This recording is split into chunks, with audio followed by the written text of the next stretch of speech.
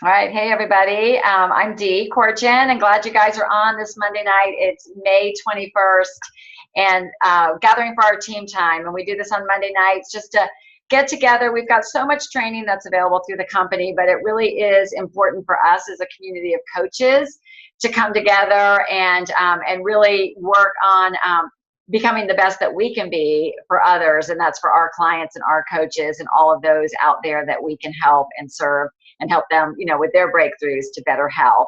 And a couple of things, it was funny because this idea was playing in my head already, and then Lori and Carol reached out to me with a particular situation, and I thought, okay, God, I guess that's a sign we should be talking about this on the team call, because it was just in alignment with a lot of other things that were rattling around upstairs in my head. So this is about the idea of how do we handle sticky situations with our clients, right? Because we have our clients and they come on board and they're excited and we're excited because they're going to make this transformation.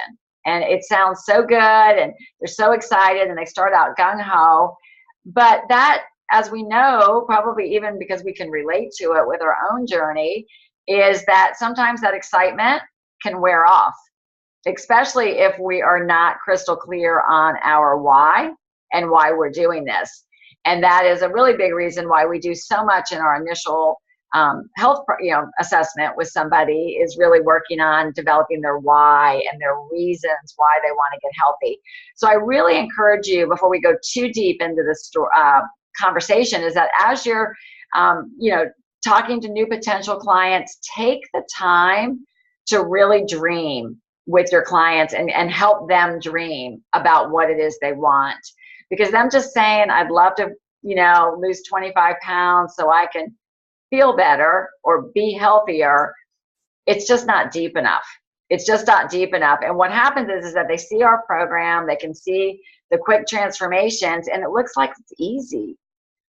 And it is easy in terms of eat these 6 times a day, but 80% of it's up here, in their minds. And so when that reality sets in of what it really takes, that's when it can get challenging for our clients. So being crystal clear, helping them being crystal clear early on and what they're looking to create, and this life and this person that they want to become as a result of their health journey, is much different than I'm going to get in, stick to the plan, and lose 25 pounds or whatever their number is.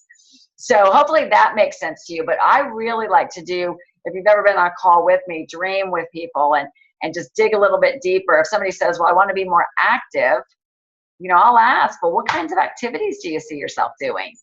And they might say, well, I've always wanted to go kayaking, or I've always wanted to do a 5K or whatever. I'll write those things down, because as you see, when we get into this conversation, we're going to end up having to circle back to that stuff when they get tripped up.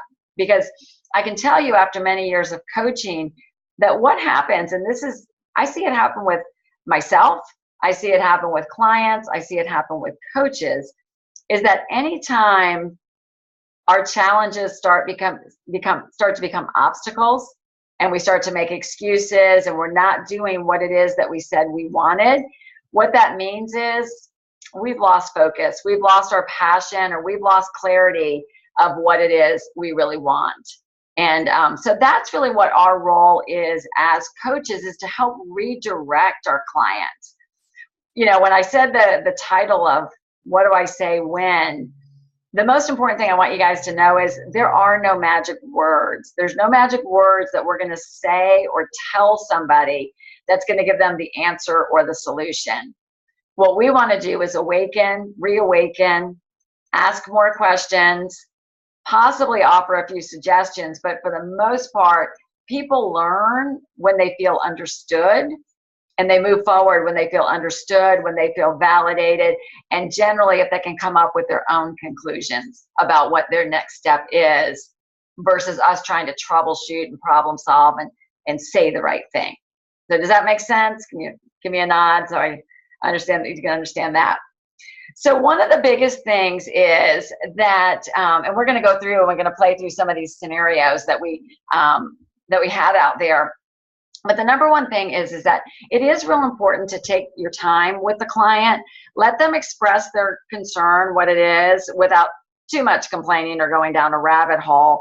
But we do want to validate that. We do want to let them know that we hear them and that we understand. It doesn't mean that we agree with them, because in our head it could be like, oh my gosh, are you kidding me? Like, this is so easy, stick to it. But that's not what they need to hear, right? They don't need to hear that, because if we come out with that, or if they get that feeling, they're gonna feel isolated or misunderstood, and it's more often they're gonna drift away even faster, because they don't feel that, that we really understand them. So I really encourage that, that we validate it. Like, if somebody is struggling, and we'll go through the scenario in a minute, but if somebody's struggling with something, just let them know, like, I understand, like, it can be challenging to not have what you want while you're reaching your goal, right? Doesn't mean you agree with them, and what their challenge is probably, or may not be what yours is. I would also caution not to go immediately into your story, or here's what I did in that situation, because we start to make it about us, right? So we want to keep the focus on them, and even if it is my own thing, I might say, well, what some other clients have found helpful is, or here's something you might want to think about. But I like to ask questions about, like, if there's something, I like to say, well, if somebody says, like, I just don't know if I want to do this anymore, or I just want to eat real food, or whatever, I like to just say things like, well, what's hard for you? Like, what's the hardest part about this for you right now? Just let them talk a little bit, start to find out really what it is. I probably would ask, what do you feel like you're missing? So I'm not asking why, like, tell me why that's a problem, to make them feel defensive. Just tell me more about that. Have you thought about any ways we could work around that? I might even put it back in their lap. Have you thought about any, especially if it's a strategy about vacations or parties, have you thought about how maybe, that could look if you did want to stay on plan? And then again, a lot of times I'll bring it back, and we'll do a little bit of role playing, but I like to circle back to, let's just think back for a second why you started your journey. Do you remember what you told me when we did that first call? And I don't repeat it to them, even though I have all my notes. I make them tell me again what it was that they wanted. But the most important thing also is that we're having these conversations by phone with individuals. All right. So that's why from the get-go, we want to be having a phone relationship with our clients, because text and emails are so, it's not really communication. It's a point of contact, but it's not great communication. And clients will escape quickly.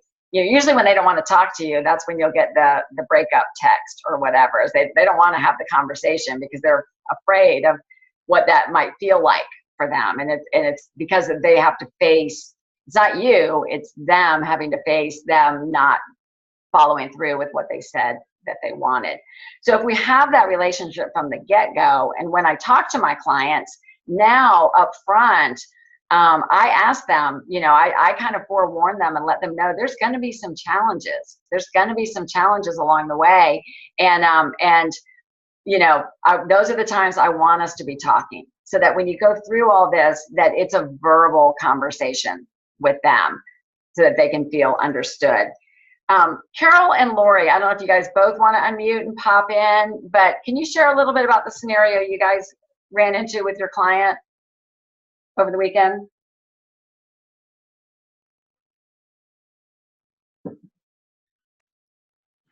We have a client that has really been challenged, I think, since the very beginning. She and her husband go on plan and off plan and don't really seem committed to it, and have a lot of weight to lose. And I have been touching base with her on a regular basis, albeit I'm glad you said not to do it by text, because I actually reach out and touch people by text all the time and didn't realize that wasn't a good idea. But the last text, which was earlier this week, the client said, I said, how are you doing, and how are you feeling, and how's it going? And she said, I'm really tired of the food, and I really miss fruit. And I had sent her links. I said, are you on the Facebook Lean and Green? And she wrote back and said, I'm not looking for lean and green recipes. I don't have a problem with that. It's that I'm tired of the fuelings. I'm tired of the way that they taste. I'm just tired of the whole thing, and I miss the real food. And I also asked her if she'd looked at Pinterest to get ideas of what people are doing with the fuelings to shake it up a little. And I want to interject that I think one of the things that happened, we have just a few clients who know they can't get a positive attitude toward it. They can't put it in the mental part that, oh, this stuff, I don't like how it tastes. And, I didn't realize it was going to taste like this. And like these the husband and wife, go on it, go off it. Oh, it's the weekend, I went off it. And they just can't do that mental thing. And I don't know how to say to them, you gotta put your heart into it. You know, like you're saying, go back to the beginning. Why did you start that? But I find it hard. I'm a little too blunt, which is why Carol has been, trying those conversations, but I'm not sure what to say to them,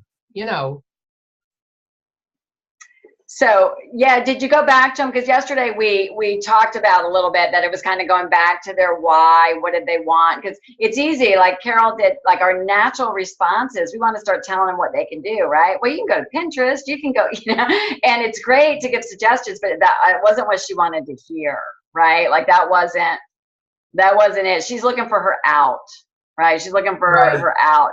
And it might be that she's not ready. That they're not ready for what it really takes for transformation. Or it might be that it's just a little difficult right now, and maybe we can walk them through and get them to better clarity of their goal. So, it's interesting, Carol, because, that exactly what you suggested, right? Like your lean and greens and all that, that's real food, right? So the question would probably be like, what do you feel like you're missing? Are they missing healthy foods, or are they missing their pizza and stuff that they used to, eat that was unhealthy? Because that's not going to really fit into the equation either way, whether or not they're following our program or not. And then one of the questions I had suggested that maybe you ask, and I like to do it verbally just because they can hear your tone and inflection versus a text. But, when you were eating whole foods and fruits, was that bringing you to your goal? Oh, I like that. I actually texted that to her, and she didn't answer. Because she knows the answer, right? So, and so then if I would also follow that if it was me, and I would be doing it verbally, because we know what the answer probably would be, or whatever. And then then I'd probably say, now when you follow the 5-in-1 plan, how is that working for you? Right. And so which one is bringing you to your goal that you want? Because with all things in life, we have our primary choice, right? So this choice, they want to be healthy, but now there's these secondary choices that they don't really like very much, that they have to do in order to achieve what it is they want. And we do this in all areas of life, right? People that have a job, and they go to work every day, they probably don't like the commute. They probably don't like going to work on days that they're tired or whatnot. They don't like the meetings that go on for hours on end, but they sit through it because they want the paycheck, right? They want the outcome, that ultimate outcome. So sometimes I'll do an analogy for somebody. I'll do that reference about what do we really want versus what do we want right now, and give a reference. Or raising our children. There were certain things with my children I didn't really want to do, like cart them around and be the taxi driver and all that stuff that we do, or change the dirty diapers, or stay up late, helping them with homework. But you do it because you want to be a good parent and you want to help your child, because that's your ultimate goal, is you want your outcome. So sometimes we have to give that analogy, right? Or a college degree. You didn't want to write the papers. You didn't want to do the test. You might have had to miss a few parties, but you did it because you wanted your degree. So sometimes getting that in perspective. And I like to send people to chapters 3 and 4 in Dr. Anderson's Habits of Health book. So that's on motivation, creating what we want. But then chapter 4 is about choices. And he goes in depth about the power, make those secondary choices. And I try not to spend too much time on it. Generally, what I'll do is I'll suggest that they go back. I'll say, have you read chapters 3 and 4 in Dr. A's book? And we know what the answer is, right? Probably not.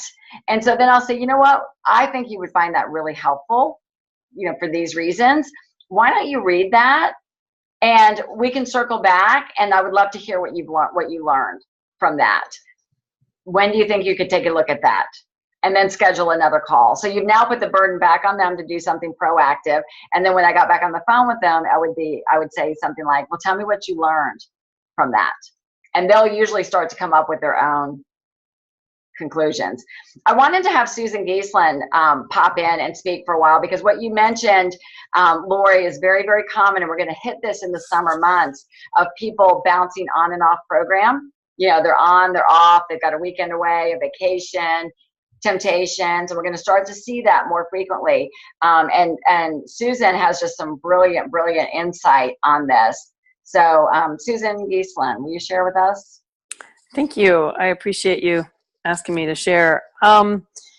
It's a really tough situation when we talk to our clients about that, when life gets in the way, and I put hashtags around that. One of the things too, it's really important when we talk to our clients about that, it's like Dee just said, it's kind of going back to what their thought process is, what they're dealing with at the time. But also we want to empower our clients rather than have them feel like they're being judged or criticized, because that's what's going to help them also awaken what they want to achieve and really kind of dig deep into making those secondary choices so that they can achieve what they want to achieve. It's so hard sometimes when we want it more for our clients sometimes than they want it for themselves, because we know what's at the end there. We know what's down the road for them. So sometimes I was working with a coach, and we had a great analogy of, we're sort of like bus drivers. So our clients, we meet with our clients, they tell us where they want to go, basically, whether it's weight loss and a lot of times it is, or something similar to that. So we're driving the bus, we're taking them to where they want to go. But there'll be times when that client pulls the cord and says, I want to get off at this stop, I want to get at this stop. And so if you're on a bus and you want to get off at a different stop, the last thing you want is the bus driver said, no, I'm going to take you all the way to the end. You don't want to get off at this stop. You want to keep going. And, and then our clients start to really push back.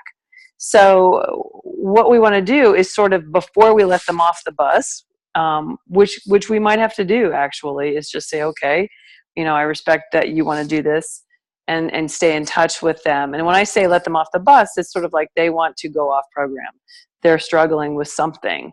But what's important is to just sort of, like Dee has been saying, kind of dig a little deep and find out, what's going on right now in your life.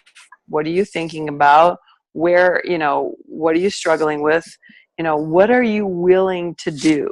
That's a really good thing, is, okay, if 5 and 1 is not something that I just can't do 5 and 1, I miss blank. Okay, what are you willing to do? Are you willing to do 4 and 2?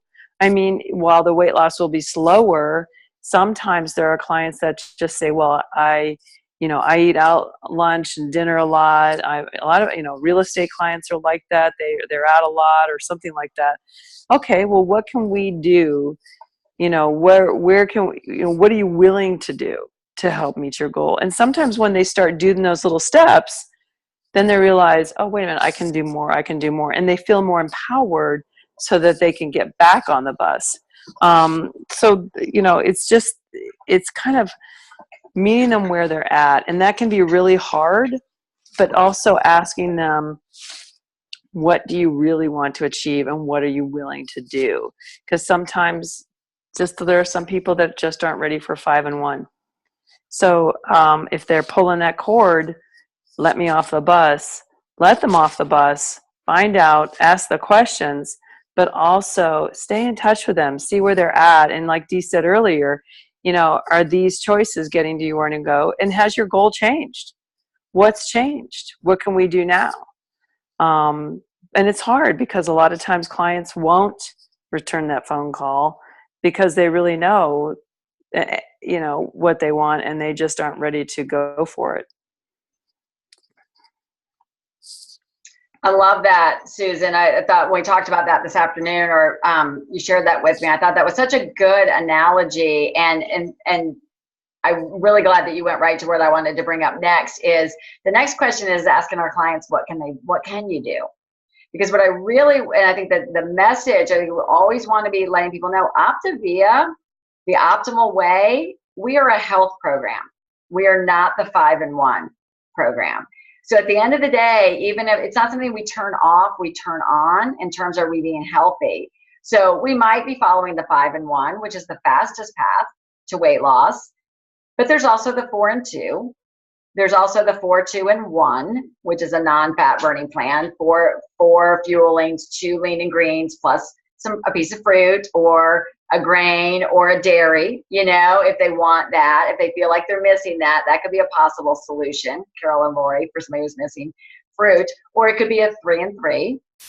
Or if they want to be done, I'll say, okay, well, you know, Dr. Anderson, chapters 10 through 12, there's some great meal plans. You know, you're still going to eat 6 times a day. So let's put some thought about to what that will look like, and we'll go ahead and transition you. Because a lot of times they're just looking to run. They're just looking further out, you know, and they might be ready to get off the bus. And Debbie, I'll let you just jump in right now. Debbie had just messaged me. Debbie is a nurse. I'll unmute you. And she kind of nailed it with what you shared with me.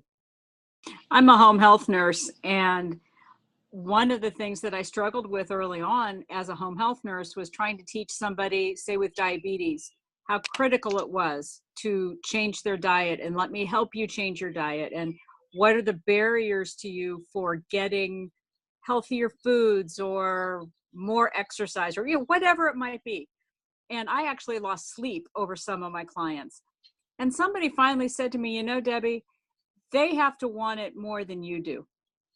You can want it as much as you want, and you can have all the right reasons for why they want it, but they have to take the monkey and put it on their back.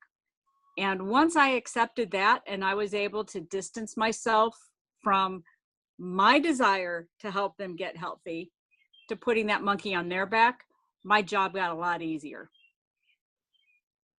Thank you. Thanks for that. Is spot on. We just referred, like, we can't be attached to the outcome, right? We can't be emotionally attached. And let's face it, I mean, sometimes we do get a little emotionally attached. We don't want them to quit. I mean, they're a client, they're part of our income and whatever. And it's hard sometimes not to be a little selfish in our heads about it. We don't want to be that person, but it might come into the equation sometimes. And, but at the end of the day, it is their journey. And so I think that really is a good question. If we're desperately clinging to a client, sometimes we have to step back and ask, you know, and I say all this from experience, we have to kind of look at ourselves and say, okay, am I more concerned about me or them? But again, even if, like, there have been coaches that have come on board that had a lot of potential, but then when it got difficult, they just didn't want to push through it and, you know, and not stick with it. It happens with clients. And exactly like Debbie said, as hard as it is, we can't be the only ones who are losing sleep over it, right? If they're okay with it and they can put their head on the pillow and they're ready to go on, we can remind them of their goals, remind them of what they told us, try to it always comes down to redirecting to the process, redirecting to the structure, redirecting to the system, the integration, our Facebook group, all of that. But at the end of the day, if they don't want, then we can't. Yeah. Linda Young, you were going to share a little bit too, like how you handle some of these sticky situations. Linda's an executive director on our team, and you want to share a little bit? Yeah, I mean, a lot of times clients will say, well, I don't know if I'm going to be able to do this. I've got, celebrations coming up. We've got a lot of picnics coming up in the summer, or I'm going on vacation, and I travel a lot. So I try to think through some of the strategies that I use for myself. And one of the first things I'll say to them is like, okay, so if you're traveling, what's your goal while you're away for the next week? What is your plan? Do you want to continue to lose weight, or is your goal to try and maintain your weight and not gain, not backtrack and gain back the weight that you've already lost? And of course, most of them will say, it's not important to me if I don't, continue to lose weight, if I could just stay where I am and then jump back on when I come back. So, I try to empower them by giving them some strategies on how to deal with that. Kind of the same things we all talk about, how to handle yourself in a restaurant. Do you really have to order the pasta? Can you look at the menu ahead of time and choose the protein vegetable and leave the starch out? And, just giving those suggestions that seem like they're really easy things for us. Another one that I like to also empower clients with is if they're going to someone's house and they're, either they're entertaining their own house or they're going to a picnic somewhere, even if the host hasn't asked them to bring something, bring a healthy dish. Nobody's going to be upset that you showed up with the jalapeno chicken popper dip or the avocado shrimp salad. And at the very least, there's something the client can eat and stay on plan themselves, and they don't have to have their hands in the chips and dip the whole time. So, I just try and kind of get to what's the client trying to do while they're traveling or while they're dealing with all these issues, and see if we can brainstorm together what the best way for them is to get to, to get to what their goal is for that short period of time. That's helpful. And I like how you started that out, Linda, about giving them some options. Like, what's your goal, right? So we weren't making an assumption or telling them they had to adhere to the 5 and 1 or what that might be, just really helping them with their goals. And then again, our role is to give some strategies or point in direction. If there's resistance around any of that, or the silence, or, or like the Carol situation, well, that's not really what I wanted. Well, then the question is, just becomes more down to what is it about wanting to eat what everybody else is eating? Like, why? I'm just curious. Why? What is it about that that's really making you want to move in that direction when it's not in line with your goals? Like, I'm just curious. I love asking questions like that. So, so very helpful. Julie, are you there? Julie Apple. There she is. Oops. Unmute. I muted you. I'm going to change gears a little, Julie, in the interest of time. The couple of the questions came up about what do you do? I think you had actually posed this out there when a client's doing great, but like month 1.5 or month 2, they're like, oh, I don't know if I can afford this anymore, or it's just not coming off fast enough, or I weighed myself and I gained a pound, so I'm out, whatever. So some things that it's almost unrealistic what their thoughts are compared to the results that they're getting. How do you best handle that? Well, it's funny because I actually just had a mom and daughter both quit. So the reality is it happens to all of us. But I got an email from the mom yesterday and she said, Julie, I just can't eat this food anymore. I don't think I can stick with this. And I'm just going to go a different route. I'm still going to keep my goals in mind. And my heart sank when I read it, because I was like, oh, she's only been on 6 weeks, but she's down like 15 pounds. Mm-hmm. So my first instinct is I always go back and I look at, okay, well, how much did they lose? So that I can see, is this realistic, or what's the real heart issue going on? And so I just emailed her back and I said, I'd love to catch up with you on Wednesday for our normal check-in. And you can tell me what you really feel like is not working for you. I said, you've lost 16 or 15 pounds in the past 6 weeks, right? ? And then I just kind of left it for her to decide. I said, if you've already made up your mind, we don't need to talk. This particular lady told me, she's like, I already made up my mind. And I knew that before I even emailed, because she was already done by emailing me versus giving us a chance to talk. Other clients, usually, just like we've said on the whole call, if you start asking the questions and you like bring out the, did you realize you've lost 15 pounds in 6 weeks? When was the last time you did that? Start bringing up their wins and focusing on that. All of a sudden that food takes the back seat and they're like, yeah, I don't really care. I'll just keep doing this because it's working. So if you can just dig with them and reiterate and get them excited about their goals, what's working and why it's working for them, all of a sudden all that other junk kind of takes the back seat. And most of my clients, they'll end up continuing because they realize what they have and the gift they have in their hand. Yeah, that's exactly right. Just helping them shift that perspective.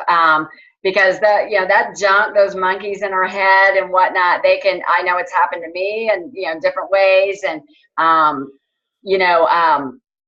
Courtney, I think you said even with the scale, you've been known to get on the scale too often or whatever. And we can totally lose perspective if we get in our own head. And so that's why those conversations with our coach, again, they can point it out. I do that a lot too, Julie. Important to keep good notes on your clients on what they've lost. Because same thing, I'll say, oh my gosh, like when's the last time, or if somebody's disappointed, first 2 weeks, I've only lost 9 pounds, I'm like 2 weeks.